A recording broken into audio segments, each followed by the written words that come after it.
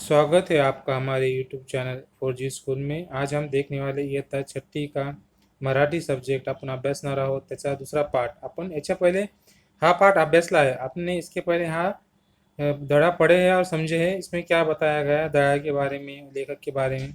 अब इससे कुछ क्वेश्चन आंसर किताब में दिए हुए हैं, उसको हम सॉल्व करने की कोशिश कर रहे हैं, छुड़ाने की, और उसके बारे में हम जानने वाले हैं। तो अगर आपने मेरा पहला वीडियो नहीं देखा होगा तो प्लेलिस्ट में जाकर छठी के आप देख सकते हो, आपको वीडियो देखने को मिल जाएगा। आप देखिए और क्वेश्चन सॉल्व कर सकते हैं। चलिए क्वेश्चन कौन कौन देखेंगे। एक वाक्य में उत्तर लिखना है आपको, उसके बाद में समानार्थी शब्द है, विरोधार्थी शब्द है, खालील प्रसंगी तुम्ही काय कराल इसके बारे में है, खाली शब्दसमूह वाचा, योग्य शब्दसमूह वापरून खालील वाक्य पुणे ला, ये क्वेश्चन है। अभी इसको छुड़ाया है हमने। देखिए एका वाक्यात उत्तर लिया, यहाँ पे दिख रहा है आपको। अब पहला क्वेश्चन है, लेखक स्कूटरने कोठे निघाले होते। उसका आंसर है, उसका जवाब है, लेखक स्कूटरने दवाखान्यात निघाले होते। रस्त्याने जाताना कोणती घटना घटली। अभी इसमें क्वेश्चन क्या है कि कोणती इन्सिडेंट हुआ था रस्ते जाते वक्त। भरधाव वेगाने जाणाऱ्या एका स्कूटरला दयाळ पक्षी धडकला व रस्त्याने निश्चित पडला, असा या ठिकाणी दूसरा याचं उत्तर आहे, इसका आन्सर आहे। तीसरा प्रश्न है, माणसे दयाळ पक्षाकडे कोणत्या भावनेने पाहत होती। उसका जवाब है, माणसे दयाळ पक्षाकडे त्रस्तपणे व अलिप्तपणे पाहत होती। चौथा प्रश्न आहे, तीन कावळे तारेवर कशासाठी बसले होते। अभी उसका जवाब है, जखमी झालेला दयाळचा फडशा पाड़ण्यासाठी तीन कावळे तारेवर बसली होते। मतलब उसको खाने के लिए, जब वो मर जाएंगे, जब हम उसको खाएंगे, इसी हिसाब से इरादे से वो बैठे थे तीन कौवे तार के ऊपर। लेखक ने दयाळला कोठे नेले। लेखक ने, उसका जवाब है, दयाळला दवाखान्यात नेले। छठा क्वेश्चन है, निसर्गाने दयाळला कोणती देणगी बहाल केली होती। मतलब बहाल मतलब दे देना, उपजाऊ या पैदाइशी उसको मिलना। कोणती थी, उसको उसकी आवाज़ बहुत अच्छी थी, मतलब मधुर आवाजाची देणगी बहाल केली आहे। सातवा क्वेश्चन आहे, दयाळ उडून कोणत्या झाडावर बसला। अब दयाळ उडून शीरीषाच्या झाडावर बसला। शीरीष मतलब बड़ा डोलदार वृक्ष जो होता है वैसा झाड़। इसके बाद देखेंगे क्वेश्चन नंबर 2, समानार्थी शब्द लिहा।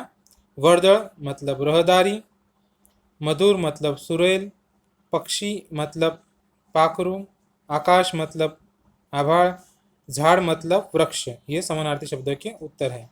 इसके बाद में विरुद्धार्थी शब्द देखेंगे। आप हमारा ये वीडियो पॉज करके भी आप आंसर लिख सकते हो अगर किसी को लिखना है, और ये कॉपी करना हमारा मकसद नहीं है आपको सिखाना, आप सिर्फ आपको गाइड करना है। आप खुद दिल से देखिए वीडियो और कुछ लिख के अपने टीचर को भेज सकते हो। देखिए आगे क्वेश्चन नंबर 3 देखेंगे, विरुद्धार्थी शब्द लिहा। उसका पहला है अ, भरधाव मतलब जोर से, उसका अपोजिट आएगा हळू किंवा सावकाश। अस्वच्छ मतलब उसका विरुद्धार्थी शब्द है अस्वच्छ। स्वच्छ मतलब साफ सुथरा और अस्वच्छ मतलब गंदा। सुरक्षित, इसका है विरुद्धार्थी शब्द असुरक्षित। सुरक्षित मतलब सेफ, और असुरक्षित मतलब धोखे में या इसमें। मधुर मतलब इसका अपोजिट वर्ड आएगा कर्कश, मतलब ऐसा।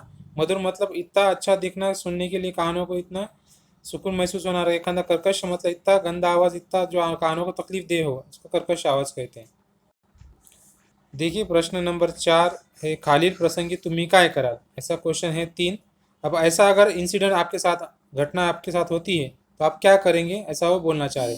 पहली घटना बताइए, पक्षी प्राणी जखमी झालेला आढळला। अब एखादा पक्षी प्राणी आपको जख्मी मिला, रास्ते में पड़ते हो, जाते हो, दिखे हो तक, तो आप क्या करेंगे। तो हम उसके, त्याचा आन्सर आहे, त्याची काळजी घेऊ, त्याची मलमपट्टीसाठी त्याला दवाखान्यात नेऊ, है ना। नंबर आ है दूसरा क्वेश्चन देखेंगे, दारात कुत्रा ठंडीने कुड़कुड़ात आहे। अगर बच्चा ठंडी से, जब दरवाज़ा देखिए आपने, दरवाजे में कुत्ते का बच्चा अगर है या उसे कुत्ता है, तो आप ठंडी से ठिठुर रहा है, ठंड लग रही, तो आप क्या करेंगे उसको। अब या तो उसको ओढ़ने को देंगे, या फिर घर में जगह नहीं तो एक आंधी कोई कोने में जगह करके उसको घर में ले आके बिठा सकते हो। तीसरा प्रश्न है, एखाद्या वृद्धाला रस्ता ओलांडायचा आहे। एखादे बूढ़े आदमी को रास्ता पार करना है, तो उसका आंसर क्या होगा। आप ऐसा आप देख सकते हो क्या करना चाहिए आपने। त्याला रास्ता ओलंडण्यास मदद करूँ, मतलब उसको रास्ता पार करने में आप मदद करेंगे। ये है 3 इंसिडेंट और उसके 3 जवाब। इसके बाद देखेंगे प्रश्न नंबर 5 आता है, खालील शब्दसमूह वाचा, योग्य शब्दसमूह वापरून खालील वाक्य पूर्ण लिहा। मतलब कुछ वाक्य दिए हैं जिसमें ब्लैंक जगह छोड़ी है, उसमें से सही वाक्य शब्द लिख के आपको वो पूरा करना है। कुत्र्याच्या पिल्लाचा मोडलेला पाय बांधून आणल्यावर तो रिकामी जागा मागेंगा निश्चित पडला होता। दूसरा आहे, माझा जीवलग मित्र पण तो सहलीमध्ये माझ्याशी त्रस्तपणे वागत होता। त्रस्त मतलब तीसरे आदमी सारखा या जान पहचानता नहीं, इस तरह से। गुरुजींनी सांगितलेल्या कामाचा आम्ही फडशा पाडला, ये रिकामी जागा आहे। दंगामस्ती करत असलेली मुले शिक्षिका येण्याची रिकामी जागा में चाहूल लागताच चूप झाली। चाहूल लागणं मतलब एहसास होणं। रस्त्यावरील अपघाताची बातमी कानावर येताच माणसाचा लोढा त्या दिशेने जाऊ लागला, मतलब कान पे आना मतलब सुने आना।